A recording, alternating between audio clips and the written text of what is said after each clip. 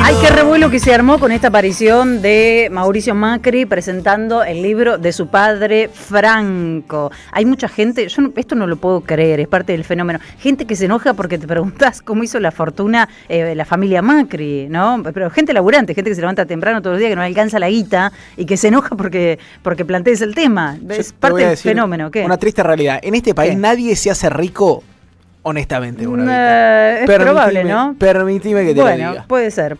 En el caso de los Macri tenemos bastante de su historia. Sí. Ayer repasábamos algunos hitos, ¿no? Lo que fueron las dictaduras, lo que fue el menemismo también.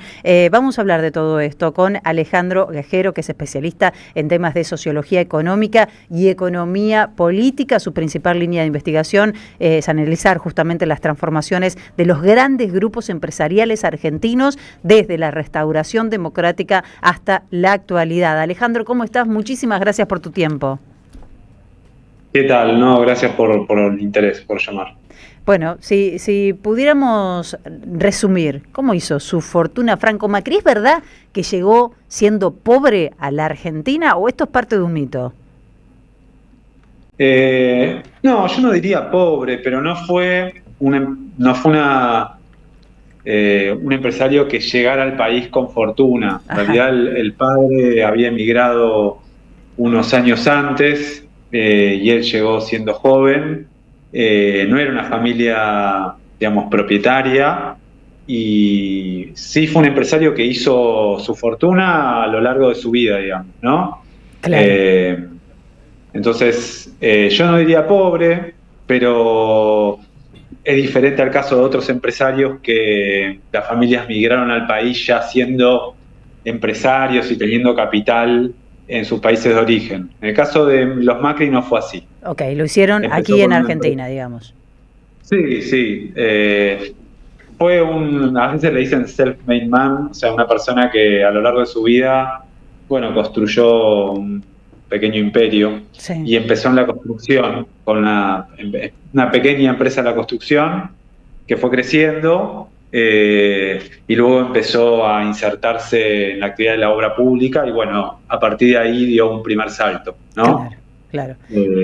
Décadas de 40, 50, pero yo diría como que hubo distintos hitos en la trayectoria de Franco Macri, del grupo que construyó. Él hasta la década del 70 era un empresario importante, diríamos, del sector de la construcción, pero no era una celebridad en el mundo de los negocios, ni tampoco de las personas más ricas del país. Hay un primer salto, un primer hito que él tiene, que es asociarse siendo un empresario mediano en la construcción, se asocia con la empresa del grupo Fiat. El grupo Fiat era un imperio muy importante en la Argentina industrial, tenía una empresa de la construcción y el grupo Macri se termina asociando como la pata local de esa empresa y conforman Impresit Sideco, que tiene una empresa importante, décadas del 60 y 70. Claro. Pero yo diría que el gran crecimiento de Macri como empresario se da en la segunda mitad de la década del 70, claro, donde pasa de ser un empresario de la construcción a tener un grupo económico bastante diversificado, y dentro de ese grupo económico, digamos, uno puede decir la gran joya fue que él llegó a controlar Fiat Argentina. O sea, de ser un socio menor de los italianos en la empresa de la construcción, cuando la empresa Fiat decide abandonar el país a fines de la década del 70, Franco Macri termina haciéndose cargo de toda la operación en Argentina con condiciones muy, muy, muy favorables y un poco aprovechando la crisis que tenía Fiat, ¿no? Claro. ¿Y cómo se endeuda? ¿Cuál es el origen de esa deuda que después Cavallo nacionaliza, entre otras deudas que había de otros empresarios, ¿no? Parte, digamos, ahí se dan, digamos, varias cuestiones. Por un lado, Fiat, muy apresurado por irse de Argentina y no tener que cerrar todas las fábricas, le ofrece condiciones especiales. Y Macri lo que hace es, en parte como condición para hacerse cargo de Fiat, adquiere una deuda parte la deuda que ya tenía Fiat con un montón de actores, y después se endeuda con Fiat Italia. Ajá. Y ahí está, digamos, ahí sí está muy claro la influencia de la política pública en el crecimiento del grupo, porque bueno, obviamente el grupo Macri se beneficia con lo que se conoce como la estatización de la deuda privada, que básicamente lo que implicó que los privados terminaran licuando buena parte de su deuda en dólares en el exterior y que esa deuda sea asumida por el sector público, ¿no? Eso es un elemento que en el caso de Macri fue importante. E incluso una parte de esa deuda era con el propio grupo Fiat. Alejandro, ¿cómo estás? Te saluda Jair Sibel. Quiero preguntarte cuándo el grupo Macri empieza a vincularse, decía segunda mitad de los 70, pero cuándo empieza a vincularse más estrechamente con la clase política, cuándo empieza a hacer esta simbiosis desde lo empresarial a lo político, y si es con Franco o si es ya con Mauricio. No, es con Franco muy tempranamente, porque Franco Macri era un empresario, digamos, muy pragmático. Él había salido de la construcción, pero tenía un gran pragmatismo y también tuvo la habilidad de leer un poco los cambios de ciclo en Argentina, ¿no? Digo la habilidad, eso no quiere decir algo bueno, porque vamos a ver que algunas de esas cuestiones tuvieron que ver con grandes problemas para Argentina, pero básicamente Macri en la década del 70 toma la decisión, se da cuenta que el ciclo de ser un empresario de la construcción enfrentaba serios desafíos, y lo que hace es un plan de diversificación. Y de hecho es uno de los primeros empresarios que monta un grupo económico, una empresa holding, es decir, una empresa que tiene participaciones en otras empresas, y hace un plan para diversificarse. Y él, cuando forma la base de ese grupo económico, es muy interesante porque no convoca como gerentes, como mandos medios a gente que viene solo del mundo empresarial, sino lo que hace es reclutar con un criterio bastante político. De hecho, en ese grupo económico, digamos, buena parte de las personas que lo dirigen son o personas vinculadas al mundo, digamos, que tienen fuertes vínculos con los militares, y también incluso con el sistema político, con el peronismo. De hecho, en esa primera formación del grupo de SOCMA, se llamaba la empresa, hay gente que después va a tener una carrera política muy importante, ¿no? Como Carlos Grosso, bueno, incluso Octavio Bordón, o gente que después, bueno, está vinculada a la política. O sea, era una mezcla entre personas vinculadas al mundo si se quiere, de la derecha más rancia. Ahí hay una figura muy importante que fue dirigente del grupo, que es Sin, que tuvo un rol muy importante en la dictadura militar, pero también gente que viene de distintos lados, porque Macri siempre pensó como muy importante el vínculo con el sistema político, ¿no? Y con el Estado. Claro. Y de hecho, en esta primera expansión, digamos, yo diría que hay dos polos muy importantes. Una es lo que les comentaba, de hacerse cargo de Fiat en medio de una gran crisis. En parte la crisis, una crisis provocada por la situación económica argentina, que estaba muy deteriorada, pero también por las reformas que hace la dictadura, que tienden a debilitar mucho al sector industrial. Y después otra cuestión muy importante para el grupo es empezar a participar en procesos de privatización periférica que se va dando. En el caso del grupo Macri, ¿se acuerdan? Formó parte creó una empresa para hacerse cargo de la recolección de la basura en la ciudad de Buenos Aires. Claro. Ese servicio antes lo daba el Estado de la ciudad y decide terciarizarlo. Y bueno, Macri gana la licitación con una licitación muy polémica, de hecho, con Malniva. Uh-huh. También tiene negocios vinculados a la ciudad de Buenos Aires con temas de estacionamiento en la ciudad y distintas cuestiones, y también con la construcción, ¿no?, en la ciudad de Buenos Aires.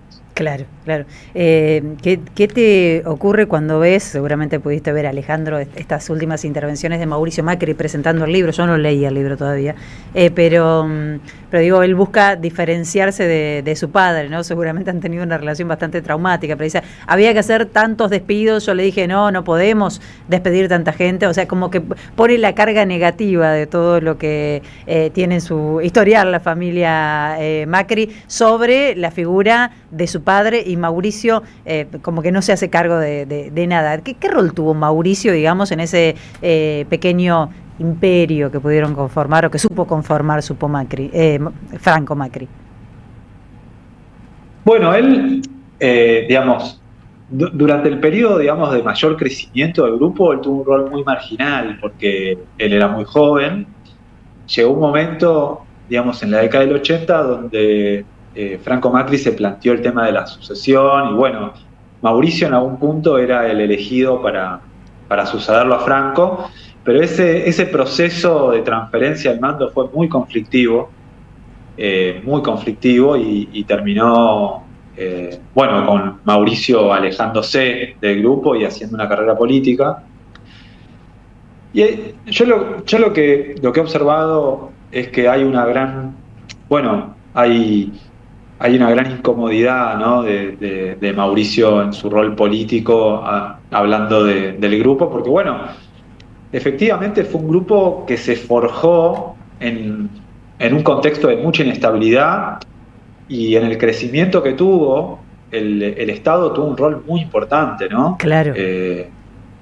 Muy importante, desde el hecho de que el grupo siempre fue un jugador muy importante en la obra pública, con todo lo que eso trae, hasta, bueno, la cuestión de ser un contratista también del Estado, pasando por haber participado en las privatizaciones, etcétera, etcétera. Entonces, bueno, ahí hay una tensión entre Mauricio Macri político y con una mirada más bien liberal. Sí.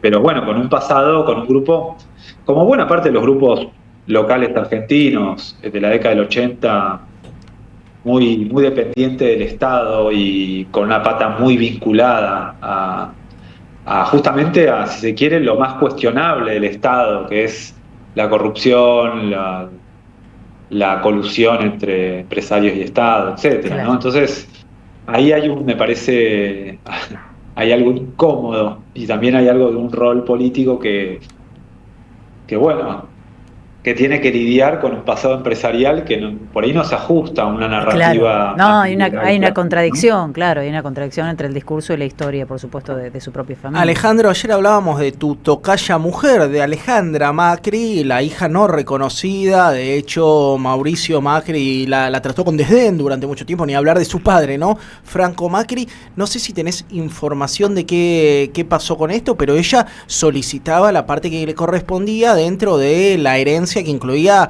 casi 400 empresas vinculadas al patriarca de la familia. ¿Tenés alguna información de esto? ¿Cómo terminó el caso? Creo que es muy reciente la judicialización, ¿no? Sí, yo de eso la verdad que no conozco. Sí, lo que suele pasar, cuando uno estudia grupos empresariales familiares, los conflictos, sobre todo en el proceso de sucesión, son bastante comunes. Y de hecho, dentro del propio grupo Macri, entre los 4 hijos, digamos, reconocidos de Franco, también ha habido muchos problemas, e incluso ha habido cuestiones judiciales, como en tantos otros. Yo en lo que vos comentás, la verdad que no tengo mucha información de cómo se resolvió.